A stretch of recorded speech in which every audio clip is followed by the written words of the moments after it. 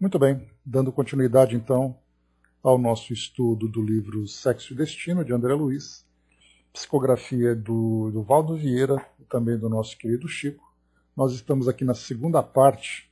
Nós iniciamos no nosso último encontro o capítulo número 3. Nós paramos ali, faltando ali um pequeno pedaço ali para concluirmos esse capítulo, e depois nós entramos já no capítulo número 4, dando continuidade então aqui nos relatos de André Luiz. Nós então acompanhávamos Marita sendo assistida lá naquele hospital, naquela condição tão problemática, e nós tínhamos ali então André Luiz, irmão Félix, juntamente com Moreira, aquele que era o obsessor, ajudando ali dentro do ambiente espiritual. E Cláudio, o pai de Marita, presente ali no hospital, junto com médicos, enfermeiros e tudo mais. Nesse trabalho de sustentação fluídica a que André Luiz havia se dedicado, Moreira, então, que era o obsessor, compadecido com a dor desse acidente com Marita, e vendo também o sofrimento de Cláudio, se colocou à disposição para poder ajudar, para poder auxiliar. Mas o que nós observamos, então, nesse trabalho de Moreira, que ele, embora tenha se oferecido, isso não fez com que mudasse a sua natureza, de um espírito ainda limitado nos seus valores, dentro das suas tendências ainda negativas, nessa relação tão problemática com Cláudio, a quem ele manipulava, a quem ele utilizava como um posto de abastecimento, digamos assim, desses fluidos mais materializados aqui no mundo físico. Mas nesse momento, quando então, dentro da sustentação que se recebia, a gente lembra que o senhor Salomão, que era o farmacêutico, trouxe então aquele amigo, que era espírita, e então fazendo a aplicação de passes, oferecendo o evangelho, e Cláudio então devorou o evangelho naquelas horas durante a madrugada. Ele começou realmente a mudar suas disposições daquele homem que procurava então seduzir aquela jovem para se tornar realmente aquele homem que desejava se tornar aquele pai, trazendo no coração todo aquele arrependimento. Então Cláudio começava realmente a mostrar essa disposição de mudança, a mostrar realmente mudanças efetivas no seu modo de pensar, no seu modo de sentir. E isso provocou em Moreira, que era o seu obsessor, o seu acompanhante, esse desgosto, essa contrariedade, porque ele perdia naquele momento aquele que era a sua fonte de satisfação, nessa ligação com o mundo físico, então. Então é desse trecho que a gente vai então começar a avançar. Nesse momento, então, quando Moreira procurava envolver Cláudio novamente, porque Cláudio se encontrava completamente ali entregue à sua dor, ao medo de perder a filha, Moreira tentava envolvê-lo e percebia que já não tinha mais o mesmo sucesso. E aí então continua a nossa história aqui, só pegando um trechinho do que nós vimos anteriormente. Moreira, com iniludível desgosto a se lhe estampar na fisionomia, observou-nos o cuidado na administração dos passes balsâmicos, aos quais o paciente aqueceu sem qualquer contradita. Esse paciente era Cláudio. Aliás, é de mencionar-se a sensação de alívio com que Cláudio nos respondeu ao toque sugestivo. Acabava de viver minutos de martírio inominável. Aspirava ao repouso, mendigava a esmola da paz. Todavia, enquanto se relaxavam os nervos tensos à pressão do sono que lhe impunhamos brandamente, Moreira a tudo assistia, no crescente desagrado da pessoa que contempla a agitação e a mudança de sua casa, conturbada em serviços de reforma que não pediu. Lançava ondas de azedia e amargura no sorriso amarelo. Tudo para ele surgia deslocado, revirado. Entre o amigo que lhe fugia ao comando e a jovem cujo corpo físico se decidia a preservar, sentia-se atônito, desenchavido. Compreendendo que não lhe seria ilícito incompatibilizar-se conosco, simplesmente à face da assistência que o esposo de Dona Márcia recolhia de nós, aplicou-se com mais veemência às atenções para com a moça, cujos pensamentos mais profundos empenhava-se agora a auscultar. Marita, a seu turno, porque assimilasse mais amplo montante de força, acabou reassumindo o leme dos centros cerebrais, que ainda se lhe mantinham à disposição. Recuperou a sensibilidade olfativa, percebia, raciocinava e ouvia com relativa segurança. Contudo, estava hemiplégica, nada enxergava e extinguia-se-lhe a fala de modo irreversível. A princípio admitiu-se acordando no sepulcro. Ouvira muitas narrações alusivas a mortos que despertavam no túmulo. Lera depoimentos relacionando os sucessos dessa ordem e assistira a vários filmes de horror. De alma opressa, supunha-se num transe desses, estendida ali no leito que tomava por ataúde, no silêncio de aflições inapeláveis. Então ela acordou ali, despertou pelo menos conscientemente, embora não fisicamente, acreditando, por exemplo, que poderia estar num cemitério, já que ela perdia o controle da fala e, ao mesmo tempo, também não tinha a capacidade da visão. Então ela estava num escuro, embora consciente. Então a ideia dela era que se encontrava então naquele local, exatamente por essas imagens, por essas fantasias, né, que acabavam então surgindo na sua mente. Forjava por gritar, reclamando socorro. No entanto, veio-lhe a ideia de haver esquecido o processo de articular as palavras. Sabia-se pensando com a própria cabeça, mas ignorava agora os movimentos coordenadores da voz. Apesar de tudo, reconhecia-se consciente. Sentia, memorizava, recordou os acontecimentos que lhe haviam inspirado o propósito de morrer. Arrependia-se. Se a vida continuava, para que provocar o fim do corpo? Considerava desditosa. Lembrou as ocorrências da Lapa, a entrevista com Gilberto pelo telefone de Dona Cora, os comprimidos de Salomão, o sono à frente do mar, o desconhecido prestes a assaltá-la, a corrida para o asfalto, a queda sob o automóvel em movimento. Depois, aquilo ali.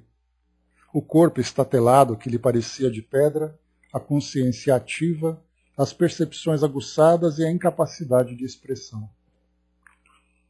Intimamente, o esforço desesperado para fazer-se notar. No entanto, sentia-se entalada por gargalheira de chumbo. Irritou-se debalde, irritou-se inutilmente. Fremia de impaciência, de espanto, de dor. Mágoa e revolta, petitórios e indagações esmaeciam-se-lhe manifestos no âmago do ser. Por mais se empenhasse a chorar, desoprimindo-se, as lágrimas se lhe represavam no peito sem nenhum sinal que lhe extravasasse as agonias. Os olhos, tanto quanto a língua, se lhe figuravam desligados do corpo. Estaria morta, perquiria a jovem no misto de perplexidade e sofrimento, ou quase a morrer. Escutou os passos da enfermeira de plantão e registrou a respiração sibilante do pai, sem a possibilidade de identificar-lhes a presença, e, em vão, tentou pedir explicação para o cheiro nauseante que a cercava. Transcorridas 2 horas de angústia recôndita, que Moreira assinalava com acuidade e precisão, a moça como se aquietou mentalmente e, perscrutando-lhe, por minha vez, o campo íntimo, notei que se fixava, lamentavelmente, em Marina. O companheiro desencarnado, que até então se fazia suporte psíquico de Cláudio e que necessitava de base moral para garantir o próprio reequilíbrio, encontrou pasto robusto a nova desorientação. Descobriu o perigo sem poder conjurá-lo.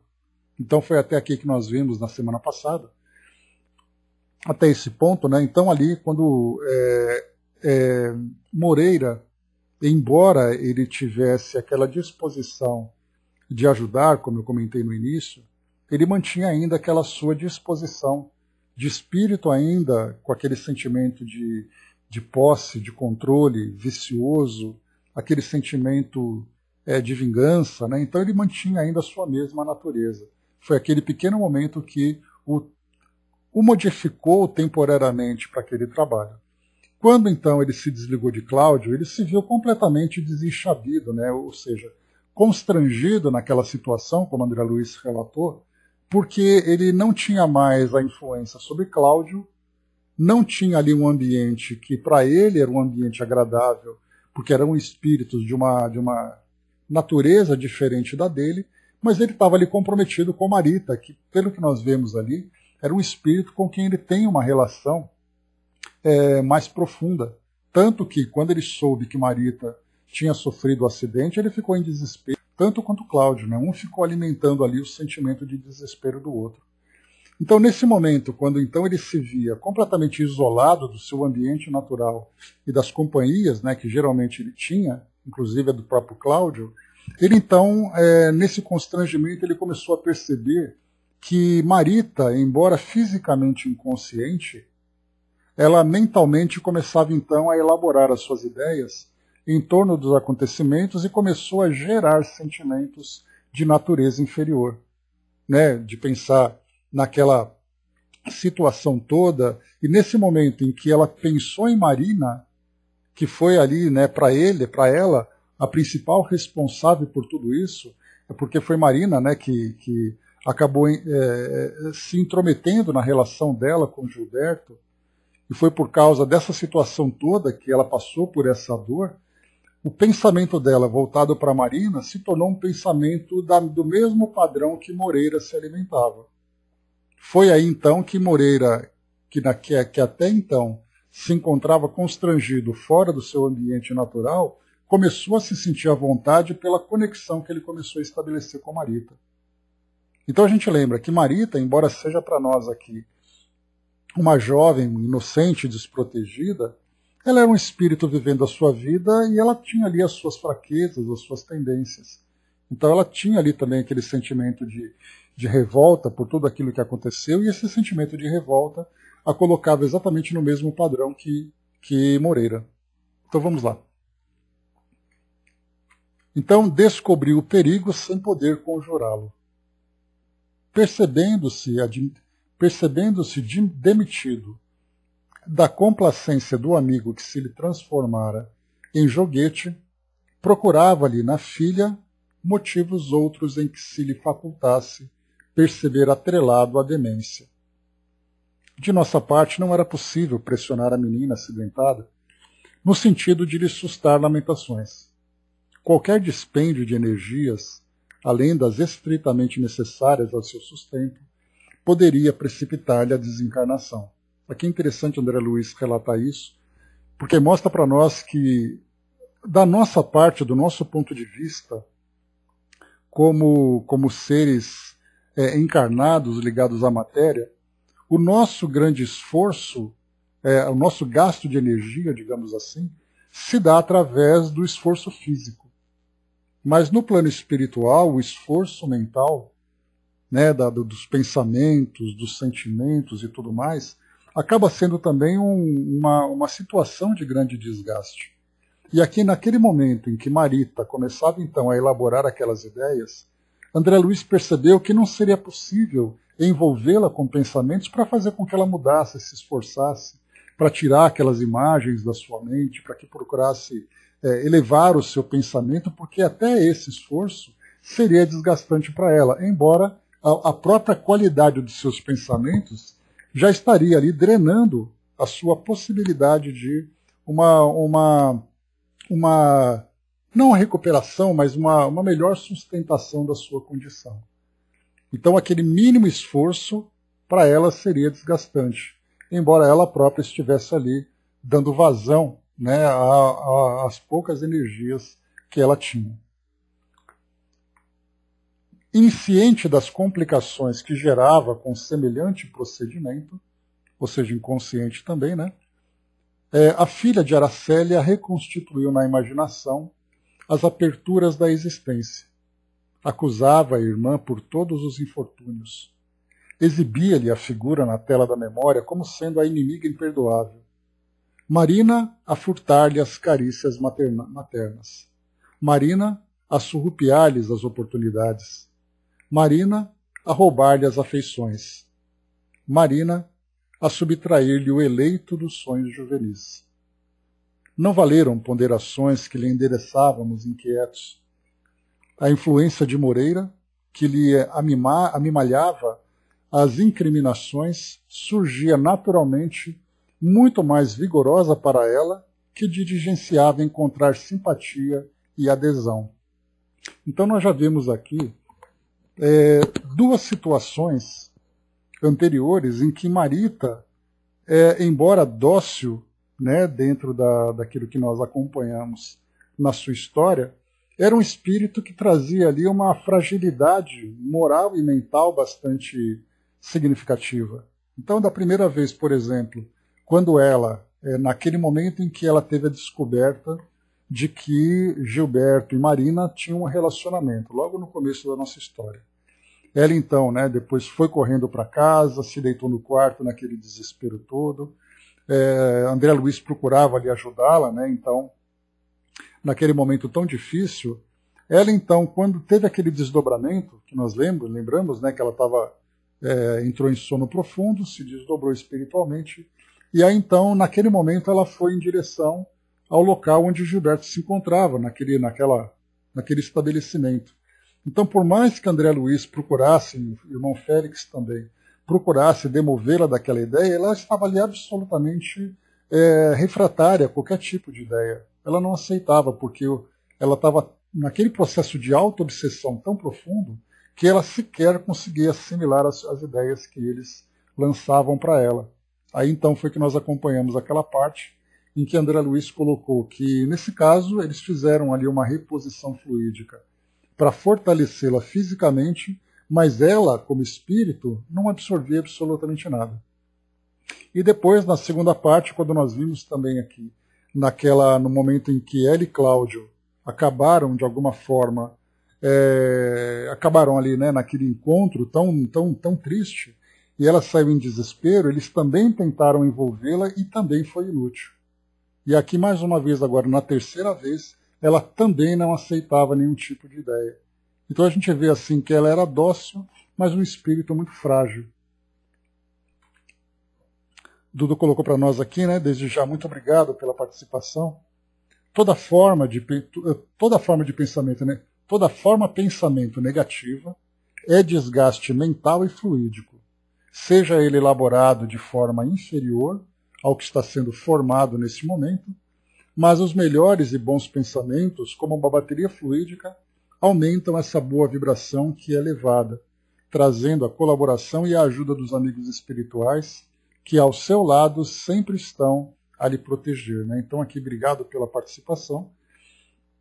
Traz para nós exatamente isso. Né? Então o esforço, né, como eu comentei com vocês, dentro, né, dessa orientação que nós recebemos, mostra isso, né? Porque nós estamos agora, através dos estudos da doutrina, compreendendo um pouco mais sobre a força do pensamento, a forma como nós elaboramos as nossas ideias, as energias que são movimentadas em torno de nós. Então é agora que a gente vem assimilando um pouco dessa compreensão a respeito dessa outra dimensão.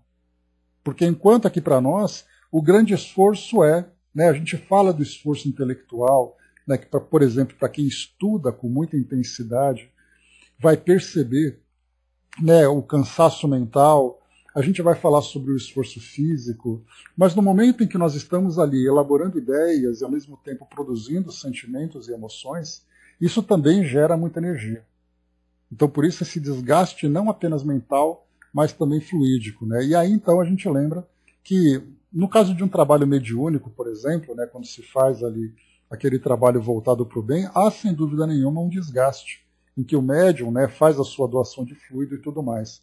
Mas pela característica do seu trabalho, pelo vínculo que você tem com o plano espiritual, a reposição é muito fácil e muito rápida também, é praticamente ali uma consequência natural do trabalho.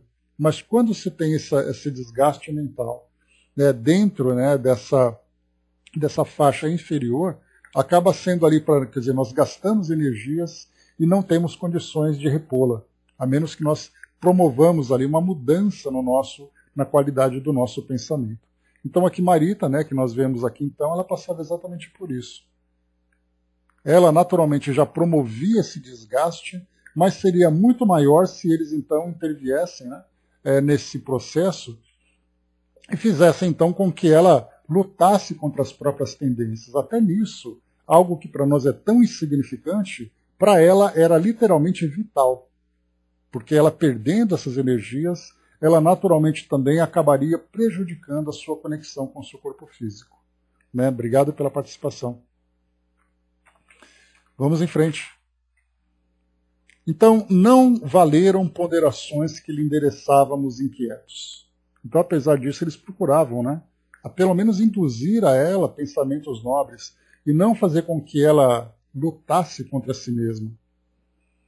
A influência de Moreira, que lhe amimalhava as incriminações, surgia naturalmente muito mais vigorosa para ela, que diligenciava encontrar simpatia e adesão. Então aqui também, né, só para a gente poder complementar aqui a nossa ideia, como ela já estava nessa tendência de pensar na irmã desse modo negativo. E ao mesmo tempo, Moreira instigando nela essas mesmas imagens, já que, como nós percebemos aqui, Moreira tinha uma ligação com ela. No momento em que ela começa, então, a pensar na irmã de um modo negativo e percebendo, como nós vimos aqui acima, inimiga imperdoável, e ele percebendo, então, que Marina era considerada por ela naquele momento como uma inimiga imperdoável, ela passa a se tornar também uma inimiga do próprio Moreira.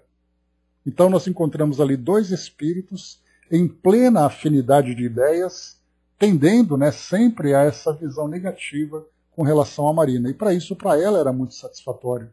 Porque era o que ela queria. Era o que ela estava querendo. E nós vemos isso, né, que apesar daqui ser uma situação de uma relação odiosa, que começava a surgir, então, aqui agora, com muito mais intensidade entre essas duas irmãs, nós percebemos uma situação bastante parecida no nosso cotidiano, com pessoas, por exemplo, que têm visão negativa. Nós já não tivemos, certamente nós já tivemos, né? Situação em que nós conversamos com alguém que traz ali uma lamentação, que gosta de falar de doença, que gosta de reclamar, e a gente procura então, né, no meio da conversa, lançar algumas ideias diferentes, né, tentando pegar ali um pensamento positivo, mudar de assunto, e a pessoa volta para aquele mesmo pensamento. Então, por mais que a gente tente lançar ali uma sementinha diferente, né, às vezes a gente está conversando com alguém, ele vai contando a sua história, tal, aí a gente fala um pouquinho da nossa história, da nossa parte, a pessoa aceita, de repente ela volta para o assunto de novo. Exatamente porque ela está ali presa dentro daquele círculo, dentro daquela ideia. Né? Então, eis aí que nós observamos que é muito natural. Pois é, André, exatamente, dá até medo, né? O Raul Teixeira falava bastante sobre isso, né? Então ele diz assim, aí, tá tudo bem? E a pessoa, aliás, como você está? E a pessoa começa a contar, né? Então a tendência é exatamente isso. E é por isso que nós vemos aqui, então, a questão da afinidade. Se você alimenta aquela ideia, ela vai se aprofundando cada vez mais. Se você tenta lançar uma ideia diferente, ela pode mudar o pensamento, ou ela pode assimilar aquilo que ela está vivenciando. Dudu trouxe para nós aqui mais uma vez, né? O sono, como exemplo, nos sonhos, desfazem essas formas pensamentos, que ficam no dia a dia colocando formas por vezes ruins, e com isso formando o processo fluídico perturbadores. Assim, no sono, através de sonhos e ligações com os planos em que será levado, isso é diluído, por vezes, trazendo uma melhora no despertar desse sono.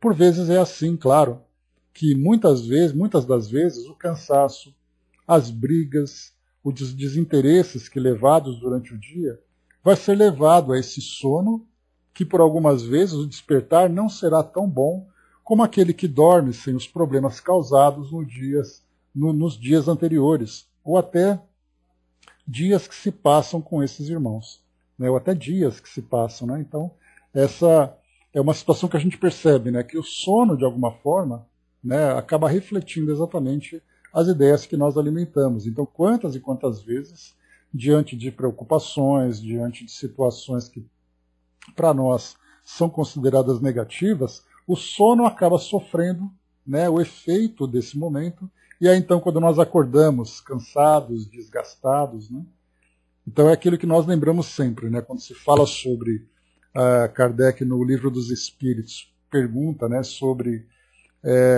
se o espírito tem desdobramento, né, isso afeta o corpo físico, aí ele traz para nós aquele clássico exemplo, né, como se fosse um balão amarrado, né, numa árvore, né, num poste. E esse balão, então, conforme ele chacoalha, o corpo físico também reage. Então nós temos, né, esse desgaste mental, desgaste emocional, desgaste físico, tudo isso provocado pelos pensamentos, pelas formas, pensamentos que nós elaboramos aqui no nosso cotidiano. Daí então, né, essa orientação sempre muito válida, que nós temos que cultivar durante o nosso dia, né, sempre ali as melhores ideias. Cultivarmos ali sempre as melhores relações, sempre trabalharmos de uma forma proveitosa para nós, para aqueles à nossa volta, né, e estarmos sempre conectados, como eu gosto bastante de colocar, naquele nosso estado de prece. Há aqueles momentos em que nós nos concentramos, né, para que a prece seja para nós ali, né, aquele repositório de boas vibrações, mas o nosso estado de prece é aquele estado permanente que se manifesta exatamente no nosso modo de viver. Aquilo que eu penso, aquilo que eu falo, aquilo que eu assisto, as pessoas com quem eu me relaciono, o modo como eu faço o meu trabalho, o modo como eu faço as minhas atividades, o meu ponto de vista a respeito do mundo. Então é aquele otimismo permanente, que é exatamente ali esse estado de prece em que nos conecta com os planos mais elevados, fazendo com que nós sejamos ali constantemente e permanentemente beneficiados. Mas a partir do momento em que nós mudamos esse padrão vibratório, vem o efeito negativo. E infelizmente, né, no mundo como o nosso de provas e expiações, em que nós somos constantemente bombardeados, né, por esses estímulos negativos, você liga a televisão, você vai para a rua, você conversa com alguém. Então há necessidade exatamente de colocarmos em prática aquela passagem do Evangelho, né? Vigiai e orai. E aí então é exatamente ali a forma como nós temos de manter o nosso equilíbrio de uma forma permanente. É sempre desafiador, mas nós já conhecemos a receita, né? Com isso, diz para nós nossos amigos, a melhor forma de trazer um sono mais tranquilo, e com isso, ouvido, pare, tente ler algo bom, e o mais importante, faça a sua oração do coração.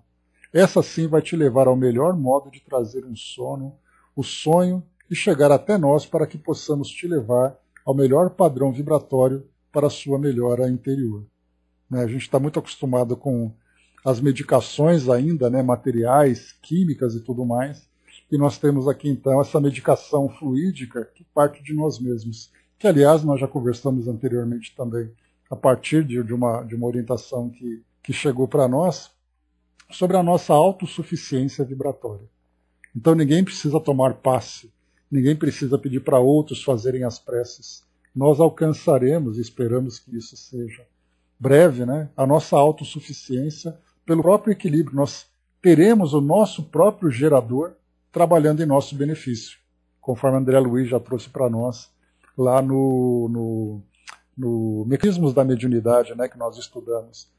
Que ele falava sobre aquele motor mental, aquele gerador de energia mental que nós temos, e ele trabalhando de uma forma lubrificada, de uma forma harmoniosa, e aí então sempre produzindo aquela energia que vai nos dar as devidas sustentações, né, que nós tanto precisamos. A devida sustentação que nós tanto precisamos.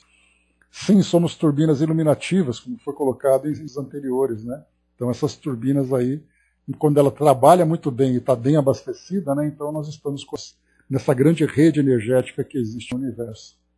Né? Mas aí os nossos motores ainda são motores que rangem muito, né, com peças defeituosas, mas aos poucos a gente vai conseguindo substituir tudo isso e alcançando de fato essa autossuficiência que nada mais é, né, do que nós estarmos conectados com essa rede universal em que a energia flui por todos os lados, e da mesma forma que nós absorvemos, nós produzimos e fazemos essa energia circular. Então, se nós aceitamos ser parte disso tudo, trabalhamos em benefício, aí vem então a nossa autossuficiência. Agora, quando nós nos desconectamos, aí é aquele trabalho, né, sempre com grande esforço, com grande sacrifício e com pouquíssima eficiência. Daí então que nós temos, né, quando Emmanuel fala para nós que não existem doenças, mas existem doentes, essa doença que nós vivenciamos e que nós geramos é exatamente a deficiência da nossa parte. Porque ainda temos essa dificuldade de compreender que o nosso corpo nada mais faz do que manifestar aquilo que é gerado nos nossos pensamentos e a deficiência fluídico-energética que nós ainda mobilizamos em nós. Então esse nosso desequilíbrio que começa nos pensamentos refletem de uma forma negativa no nosso corpo físico. E daí então vem todas as perturbações que nós vivemos em todos os campos. No campo físico, no campo social, no campo mental, no campo espiritual, no campo espírita, enfim. No campo psíquico, tudo isso como resultado dos nossos desequilíbrios. Vai chegar um dia, né, e essa é uma esperança nossa que seja breve, em que a própria medicina vai deixar de tratar exclusivamente do corpo e vai passar a entrar também, né, nesse campo energético, nesse campo mental. É essa medicina espiritual que é uma evolução natural da nossa medicina terrena. Porque aí o médico não vai perguntar o que você está, onde é a sua dor? Ele vai perguntar como você está. E esse como você está, então, tem essa possibilidade do indivíduo fazer uma análise sobre o modo como ele vive, e a cura vem exatamente nesse modo de viver. Isso já está sendo realizado, né? Então, que é para nós realmente ali parte plural, né, das nossas ciências, né? Porque hoje nós vemos profissionais que fazem isso, né? Mas a ciência como um todo, né, ainda pega muitas questões materiais, mas se está mudando, melhor ainda, que seja uma mudança cada vez mais rápida. Andréa tá, né? Estou num foguinho de fósforo, né? Pois é, um foguinho de fósforo dentro de uma fogueira, Andréa. É só assimilar. Vamos lá então, pessoal. Então nós vemos aqui, né, exatamente essa situação de Marita vivendo, né, esse desequilíbrio que ela está agora pelo fato de emocionalmente, mentalmente, se deixar levar, né, por essas lembranças negativas. Então a ligação dela com Moreira se estreitou cada vez mais por uma alimentação recíproca. Ele desejava absorver aquilo dela e ao mesmo tempo produzia aquelas ideias, e ela, por sua vez, também ali criava as próprias ideias, transfundindo para ele. Né? Então era uma alimentação recíproca. Aquela desventurada menina desconhecia os poderes do pensamento.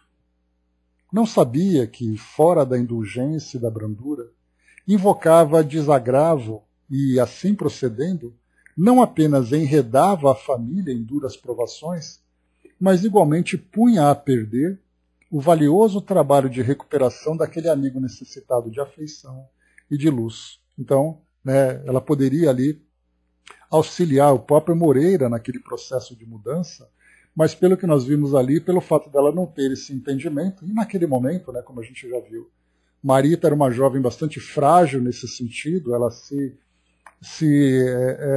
vamos dizer assim, as ondas das emoções faziam com que ela, como aquele barquinho perdido no meio do mar, fosse jogado de um lado para o outro com muita facilidade.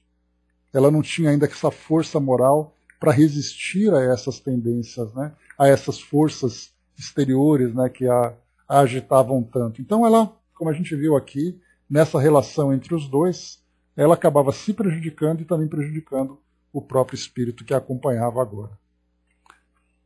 O ex-assessor de Cláudio, ao absorver-lhe as confidências mudas, né, que são aquelas ideias que ela começou a gerar em torno de Marina, em que associava os pesares mais íntimos, dos quais não tivera ele conhecimento, retomava a pouco e pouco a brutalidade que anteriormente lhe marcava a expressão.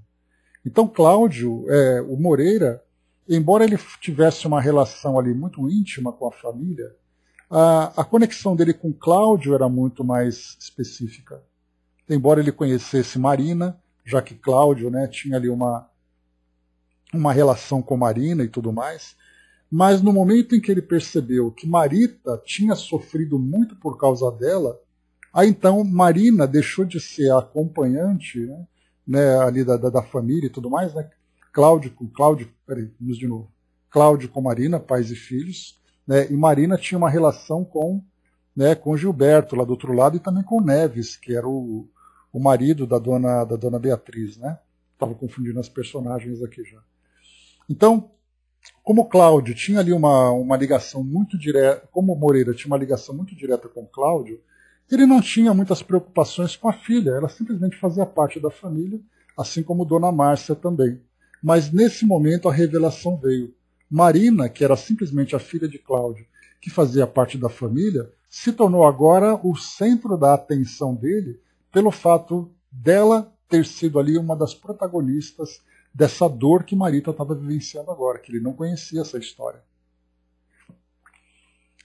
Esvaeciam-se-lhe as melhoras do espírito. Então tudo aquilo que ele tinha feito naquele trabalho de auxílio, das vibrações que ele fazia e tudo mais, começaram a desaparecer e voltou então, como foi colocado aqui, a brutalidade que anteriormente lhe marcava a expressão. Então a gente pode imaginar aquele espírito que começou a esboçar ali, né, um pequeno brilho pela intenção que ele tinha de ajudar, aquele brilho começou a se apagar e aquela opacidade que ele demonstrava anteriormente começou a retomar na sua característica natural. A pretexto de auxiliar a protegida, reavivava os instintos de vingador. E a gente vê aqui também, né, a gente vê que cada passagem de André Luiz traz para nós aqui um motivo de reflexão. A intenção dele, vamos dizer assim, no ponto de vista que ele tinha, era uma intenção boa, porque na verdade esse sentimento de vingança, esse instinto de vingador que ele alimentava, era a forma como ele reagia em tentar proteger Marita, de Marina, que tinha sido ali agora reconhecida como a sua algoz. Então, ele tinha boa intenção? Tinha, porque ele queria protegê-la. Mas qual foi o resultado dessa boa intenção? O sentimento de vingança. E como a gente sabe do ditado, né, que de boas intenções o inferno está cheio, isso vai claramente aqui agora nessa situação. A pretexto de auxiliar, ele reavivava o instinto de vingador. Desejava ajudar, mas ajudar do jeito dele. O olhar que se adoçara de compaixão readquiriu a lividez dos alienados. Sumiram-se todos os indícios de retorno à sensatez e à humanidade que patenteava desde o momento em que renteava com a moça abatida. Inútil seria qualquer tentame de reconduzi-lo à serenidade. Embebecendo-se nos queixumes daquela que classificava como sendo para ele a mulher querida, restaurava em si mesmo a selvageria da fera sequiosa de sangue. Aqui quando André Luiz fala sendo para ele a mulher querida, nós ainda não conhecemos de que forma, né, por que ela se torna para ele uma mulher querida, qual a relação dos dois. Mas nós veremos, eu também não sei, nós veremos em breve. Respondendo-nos às petições de calma e tolerância, clamava que não, que não. Ninguém o faria renunciar à guerra pela tranquilidade daquela que amava. Alegava desconhecer até então o martírio que a irmã lhe aplicara durante a vida inteira e insistiria no desforço. Ao vê-lo abandonar o serviço a que voluntariamente se impusera, incapaz de refletir nas consequências da própria deserção, compreendi que o ex-obsessor convertido em amigo fora assaltado por crise de loucura e inclinei-me a considerar se o irmão Félix não errara, solicitando a permanência de Marita no corpo desarticulado, tal a extensão dos males que o ex-vampirizador seria capaz de estender a partir daquela hora. Então aqui, no entanto, reprimi-me. Então vamos analisar aqui esse trecho. Então Moreira saiu do posto de trabalho que ele estava, saiu dali e foi embora do hospital, e André Luiz levantou essa questão, porque ele tinha dito, é necessário que Marita permaneça o máximo possível no corpo físico antes do seu desligamento, antes da sua desencarnação. E aí então, vendo que Marita se encontrava naquela condição, exposta a essa influência, e nessa condição tão desequilibrada, André Luiz levantou essa dúvida. Será que o irmão Félix fez a coisa certa? E aí então ele coloca, né? No entanto, reprimi-me. Não, eu não tinha o direito de julgar o companheiro destrambelhado, que se afastava de nós enquanto o sol da manhã se aprumava no céu. O irmão Félix sabia o que fizera e, com certeza, em outro tempo, não me desequilibrara e nem desacertara em ponto menor. Competia-me simplesmente trabalhar, socorrer. Então André Luiz lembrou da situação em que ele próprio se viu como desequilibrado no passado. Então como é que ele poderia julgar que naquele momento, né, por exemplo, a gente lembra em Nosso Lar, que André Luiz, naquele momento em que ele visitou a própria residência, naquela que era a sua casa, visitando a sua família, a sua casa, né, que ele tinha ainda essa ideia de posse, né, de chefe de família e tudo mais, chegando naquele local, ele encontrou então, né, a família com característica diferente, a esposa envolvida com um homem com outro homem, os filhos já não pensavam mais nele. Naquele momento, ele trouxe aquele sentimento de desequilíbrio pelo ódio que o alimentou, de ver que a mulher não tinha mais respeito por ele, como é que ela poderia colocar um outro homem dentro de casa e tudo mais, e ele mesmo viveu isso. Então, quer dizer, aquele André Luiz do passado também pode ser representado por esse Moreira do presente.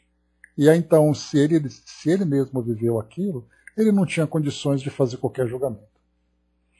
Avançando aqui, então, bom dia, Dalva. Transferi nossos encargos às atenções de Arnulfo e Telmo e demandei a residência dos Torres, o único lugar para onde Moreira, ao nosso ver, de certo rumaria. Então, Arnulfo e Telmo eram dois enfermeiros que o irmão Félix solicitou para trazer assistência fluídica à Marita, né, que se encontrava no hospital. Enquanto isso, André Luiz foi lá para a casa dos Torres, né? Lembra que os Torres é onde Dona Beatriz estava ali em processo de desencarnação. Os Nogueira era a casa de Cláudio, né? Então, como Marina se encontrava lá dando aquele apoio para a família, naquele momento em que Dona Beatriz já iniciava o processo de desencarnação, André Luiz deduziu então que era para lá que Moreira ia, já que ele tinha ali o conhecimento, né, de onde cada um se encontrava, né? Então ele certamente iria para lá. Por isso então André Luiz colocou, né, que ele foi para a residência dos Torres, o único lugar para onde Moreira, a nosso ver, de certo rumaria. Entrei na casa silente, na casa silenciosa, cochichava-se a medo, lágrimas no semblante dos servidores humildes, né, dos empregados da casa, né? Dona Beatriz, em coma, esperava a morte. Neves e outros afeiçoados do mundo espiritual rodeavam o leito. Então a gente lembra que Neves, né, que era o pai de Dona Beatriz, que foi o nosso primeiro personagem que nós conhecemos. Então ele ficava o tempo todo ali com ela, né, já que ele ajudou também a conhecer quem era a Marina, né, que estava ali envolvida, né, com o genro de Dona Beatriz, o marido, né, de Dona Beatriz, o Nemésio. Então só para a gente lembrar, Neves, desencarnado, tinha a filha, Dona Beatriz, que estava encarnada e era ali dos 3 filhos, né, ele tinha mais 2 filhos. Esses 2 filhos, influenciados pelo padrasto, se envolveram com jogo, com dinheiro, com material, com matéria e tudo mais, né? Enquanto que a Dona Beatriz era a filha com quem ele tinha maior afinidade. Dona Beatriz era casada com Nemésio, tinha como filho o Gilberto. Nemésio tinha uma relação oculta com Marina, ao mesmo tempo que o próprio filho Gilberto também tinha. Então Marina estava envolvida com o pai e com o filho. Né? Então esse era aquele contexto que nós tínhamos acompanhado lá no início. Então nesse momento nós estavam ali ao lado de Dona Beatriz o próprio marido, Nemésio, o filho Gilberto, com a namorada Marina. Então vamos lá. A dedicada enfermeira observava a senhora prestes a mergulhar no grande repouso, diante de Nemésio, Gilberto e Marina, que se acomodavam a pequena distância. Aturdido, porém, verifiquei que Moreira não se achava ainda aí. A surpresa, entretanto, se desfez para logo, de vez que, transcorridos alguns momentos, o ex-companheiro de Cláudio, seguido por 4 camaradas truculentos e carrancudos, penetrou desrespeitosamente o recinto. E, sem a menor comiseração pela agonizante, acercou-se da filha de Dona Márcia e gritou encolerizado: "Assassina, assassina!" Isso para Marina, né? Aqui então nós terminamos o capítulo 3 e já emendamos no 4. Debaixo da agressão, Marina experimentou irreprimível mal-estar. Pois é verdade, André. Mas aqui nesse caso, né, a gente lembra que André Luiz ele traz esse relato, e como eu comentei com vocês no início, né, durante a nossa abertura, quantas e quantas famílias vivem situações semelhantes, né? Então, quando a gente pega um quadro como esse, a gente vai imaginar a influência espiritual, a relação entre os espíritos e tudo mais, né? Então, debaixo da agressão, Marina experimentou irreprimível mal-estar. Empalideceu. Sentia-se sufocar. Registrava todos os sintomas de quem recebera pancada forte no crânio. Jogou a cabeça para trás na poltrona, esforçando-se por esconder a indisposição, mas debalde. Os Torres, pai e filha, perceberam-lhe a vertigem e acorreram pressurosos. Nemésio tomou a palavra, atribuindo o desmaio à fadiga de quem se movimentara durante a noite inteira, sem o mínimo descanso no decorrer do dia anterior, ao redor da dona da casa, cujo corpo se consumia em dolorosa lentidão, ao passo que Gilberto trazia água fresca antes de telefonar para o médico. O ambiente espiritual, o impacto não foi menos constrangedor. Neves fitou-me, requieto, como a rogar socorro para não explodir. A gente lembra que Neves, né, embora um trabalhador dedicado, ele estava ali, né, envolvido, né, com sentimentos passionais, né, já que estava ali ligado à família, que ele não conseguia conter, como a gente já viu anteriormente, que ele inclusive já partiu para a agressão, né, diante das situações que ele observava do plano onde ele se encontrava. Conheci a Moreira de nossa primeira visita ao Flamengo. Então lembra que foi Neves que conduziu André Luiz até a casa de Moreira, que foi lá que eles conheceram o irmão Félix, inclusive, né? Entretanto, ignorava os acontecimentos que nos apoquentavam, desde a antevéspera. Pelo olhar de censura que nos arremessou, concluir que julgava o aposento da filha invadido por malfeitores desencarnados, numa investida sem qualquer significação, incapaz de ajuizar quanto às causas que impeliram o ex-conselheiro de Cláudio àquele gesto de revolta, para o qual acompanhara os colegas infelizes, efetuando um ataque categorizado por ele à conta de empreitada punitiva e justiceira. Então Neves, na verdade, pediu ali a ajuda, sem entender por que aquele grupo estava dentro daquele quarto provocando aquela algazarra toda. Então ele não sabia por quê. Né? E a gente lembra aqui que, né, Moreira estava lá por causa de Marina, naquele sentimento de vingança punitiva, né, e justiceira que ele então apresentava. Bom dia, embaixador. Uma das senhoras desencarnadas que aguardava o momento de acolher Beatriz, liberta, abordou-me pedindo providências. Moreira e os aderentes despejavam ditérios e obscenidades, injuriando a dignidade do recinto, depois de haverem burlado a vigilância mantida em torno da casa.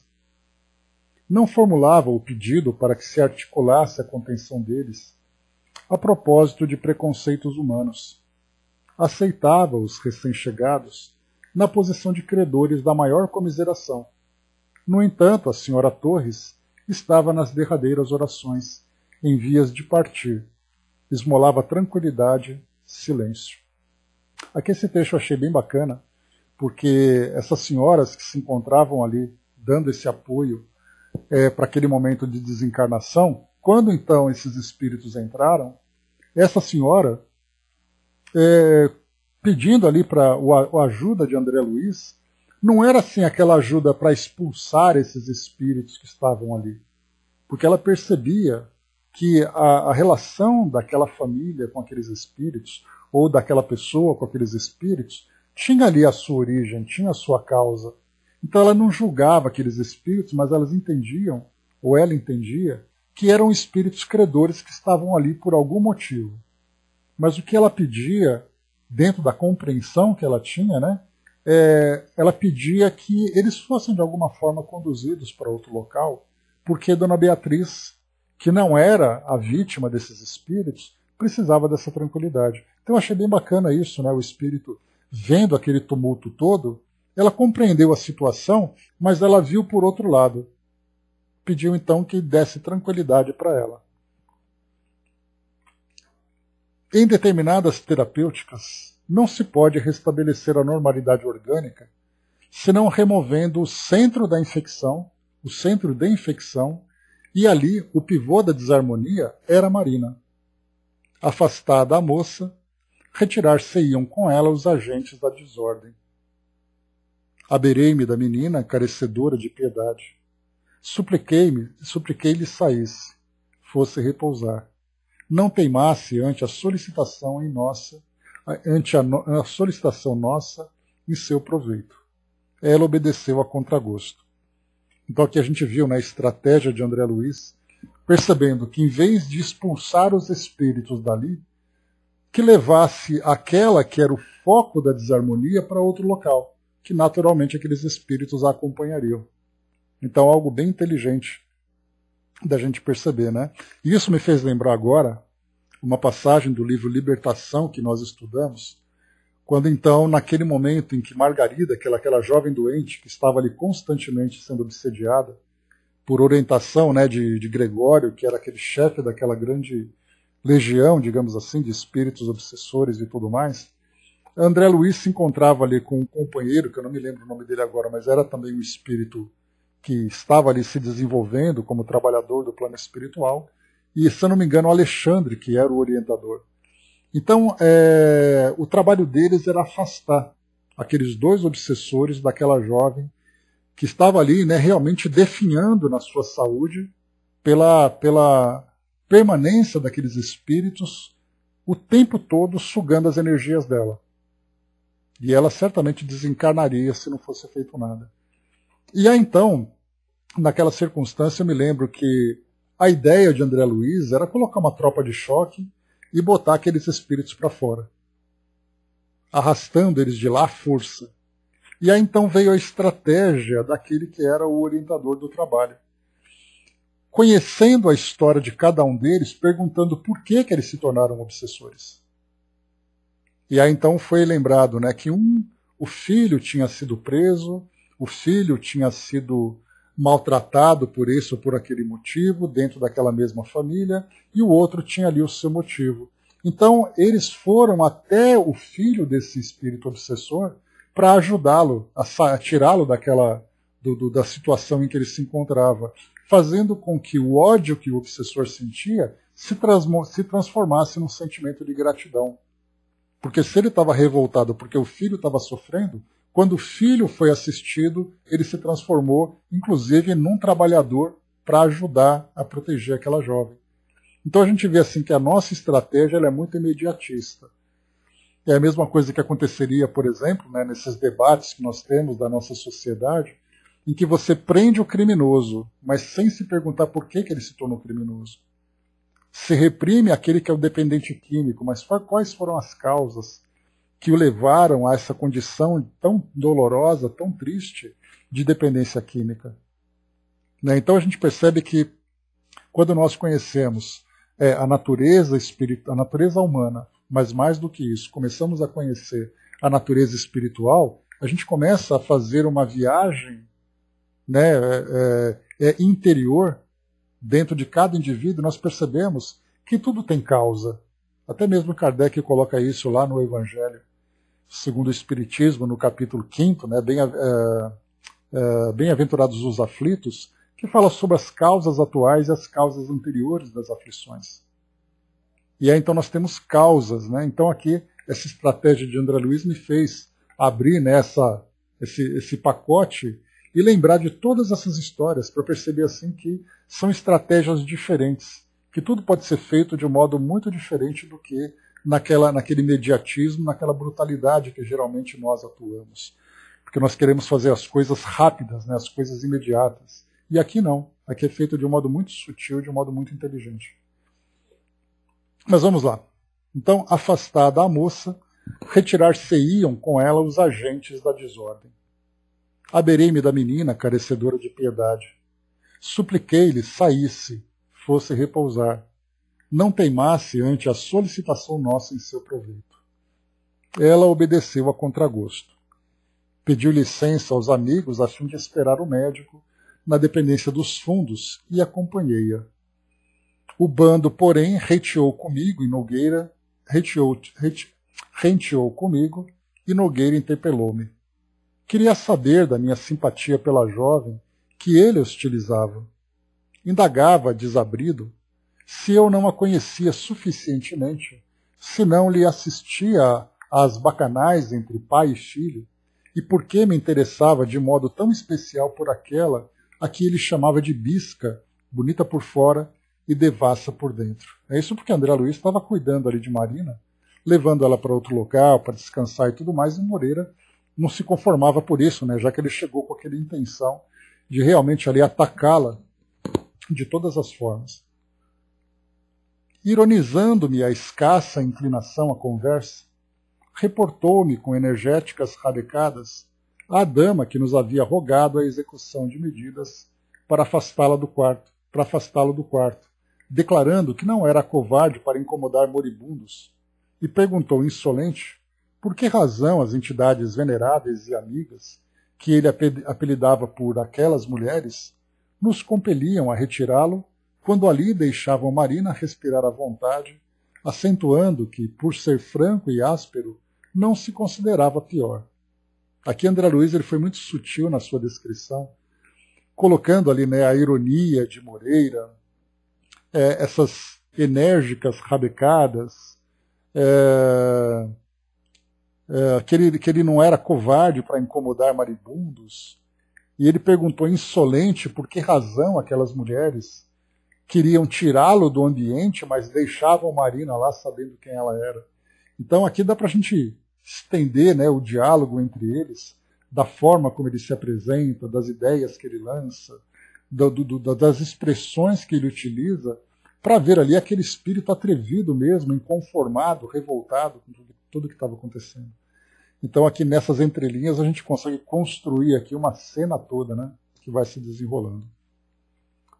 E aqui ele termina, né, cravou-me de objurações repassadas de fel. Então são aquelas questões, perguntas amargas, né, que ele vai colocando então.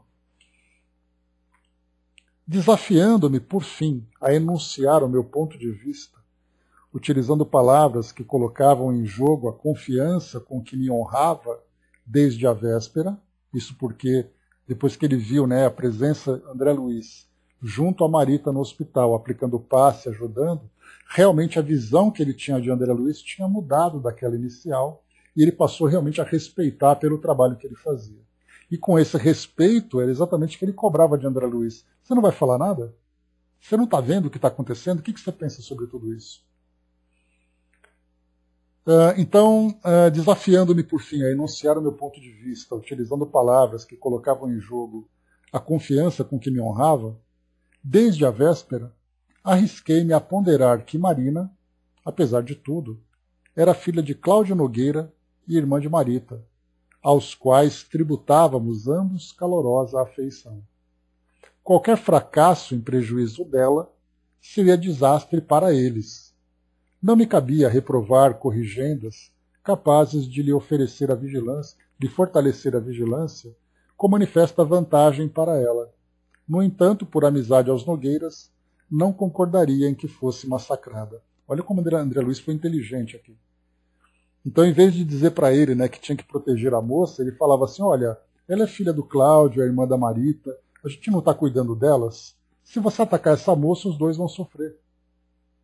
Então, quer dizer, acabou mexendo com a cabeça do Moreira, né?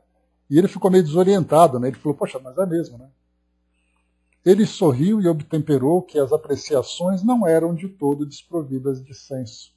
prometendo que amainaria o esforço, mas não desistiria da correção. Despachou os cooperadores, recomendando aos 4 lhe aguardassem as ordens no pátio lateral e acompanhou-nos, segurando a descortês.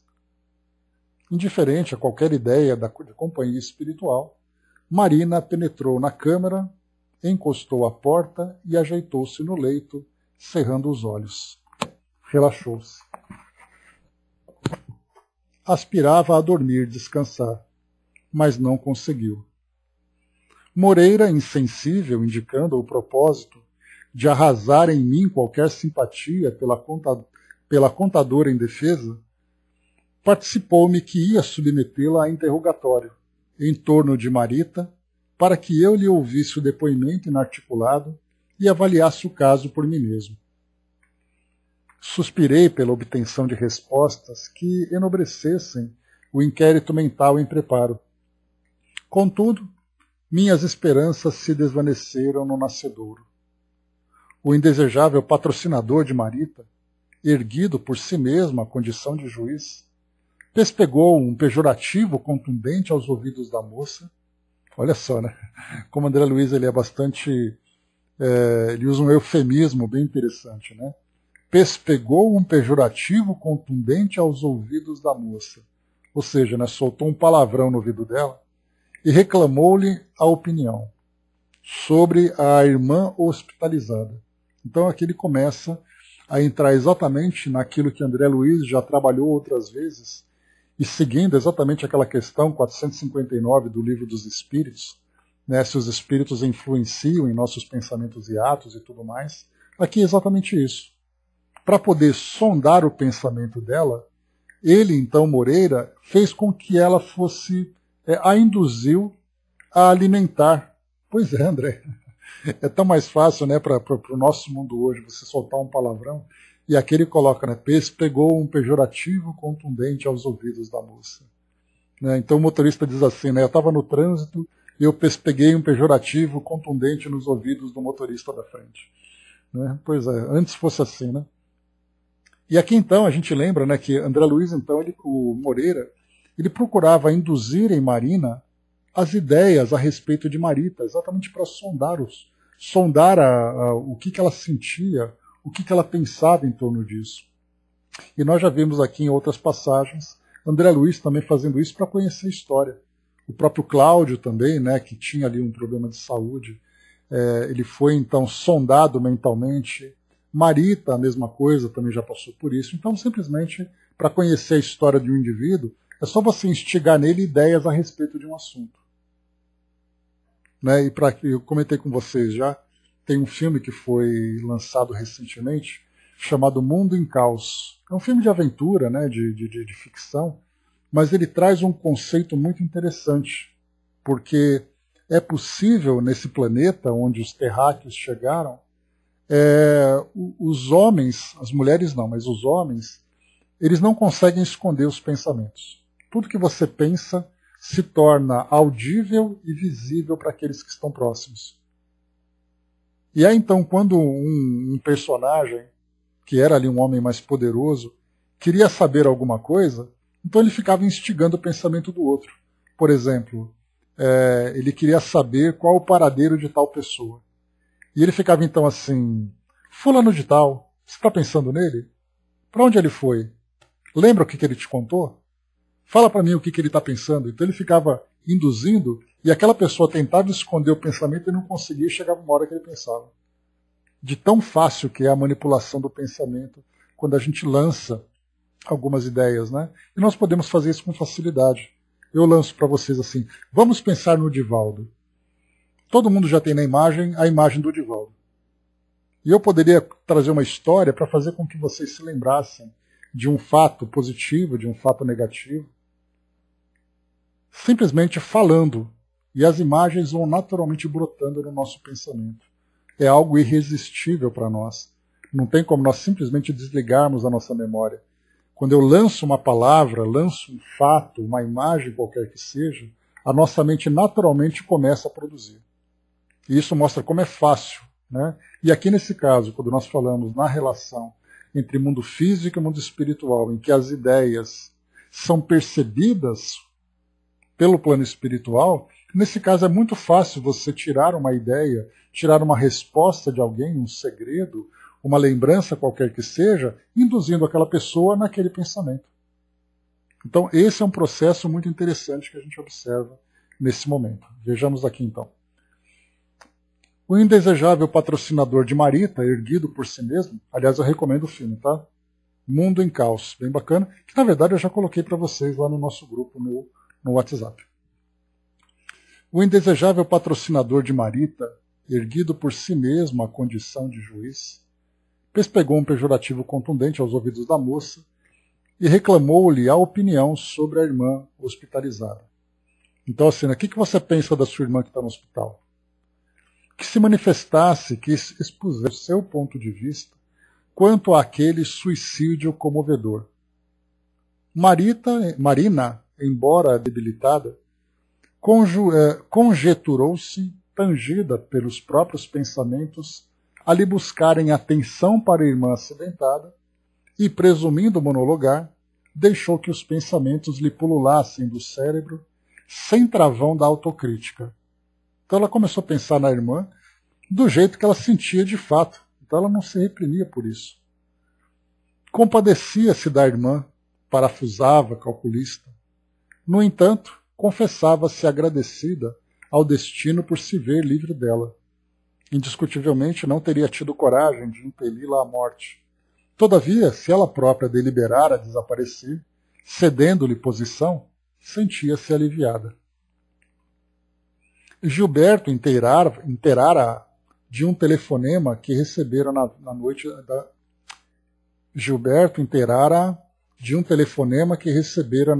da antevéspera. Confiara-lhe as impressões, nada de trote. Pelo jeito, deduziram que Marita lhe imitara a voz, efetuando sondagem. A gente se lembra disso, né? Lá na casa de Dona Cora, quando Marita chegou com aquele desespero todo, então ela ligou para Gilberto para saber o que ele sentia. E aí então, né, o que sentia por ela própria, mas imitando a voz da irmã, ele então foi soltando ali as suas respostas e tal, porque as duas tinham vozes muito parecidas, né, falavam de um jeito muito semelhante. Então ele acabou conversando com ela, achando que estava conversando com aquela que era realmente ali a sua namorada, né? E aqui então depois ele percebeu que não era um trote, e que nem era a Marina, mas era a própria Marita, então eles estavam conversando.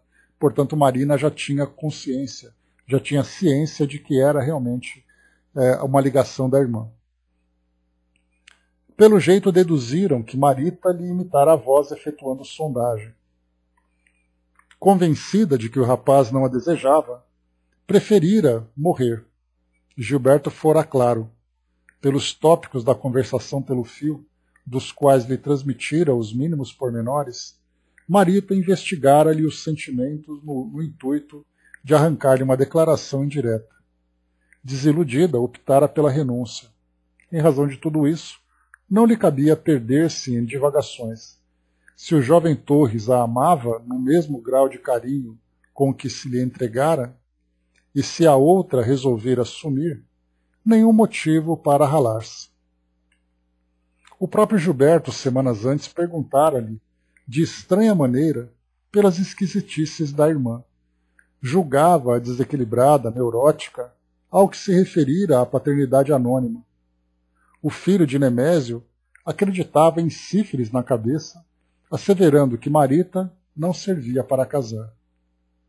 Após ligeira pausa no pensamento, como quem apaga uma luz e a reacende, alterando o cenário, a jovem do Flamengo seguiu pensando, memorizando.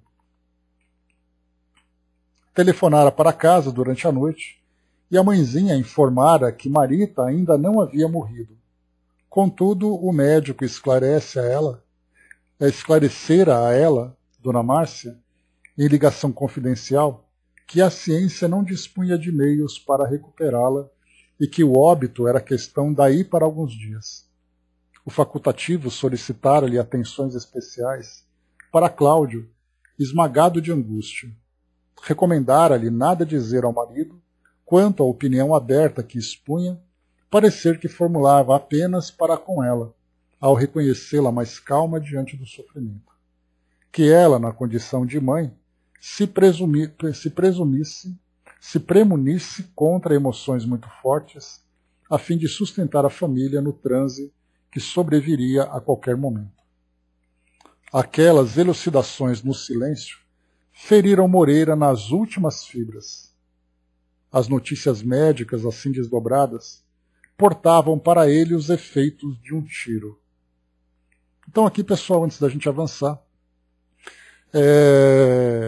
depois nós vamos então aqui dar continuidade, né, porque nesse momento então o Moreira tomou conhecimento da opinião dos médicos dentro daquela confidência, porque no hospital nós vimos que o médico, conversando com Cláudio, tratava ali daquelas questões mais emergenciais para o bem-estar da moça, para os cuidados dela. Mas nessa ligação para a esposa de Cláudio, né, para a madrasta aqui de Marita, avisou que ela realmente não tinha muitas esperanças, não. E aí Moreira, então, tomou conhecimento dessa informação. E aí nós vamos entrar exatamente naquele ponto. Existe uma relação muito profunda entre Moreira e Marita, que nós ainda não conhecemos, e pelo fato dele saber que ela realmente estava para desencarnar, algo que para ele era indesejável, porque ele queria que ela continuasse encarnada, fez com que ele então levasse o impacto dessa informação. E aí então no próximo encontro, na quarta-feira, a gente vai dar continuidade aqui na nossa leitura, para a gente poder ver aqui qual foi a repercussão dessa informação sobre Moreira,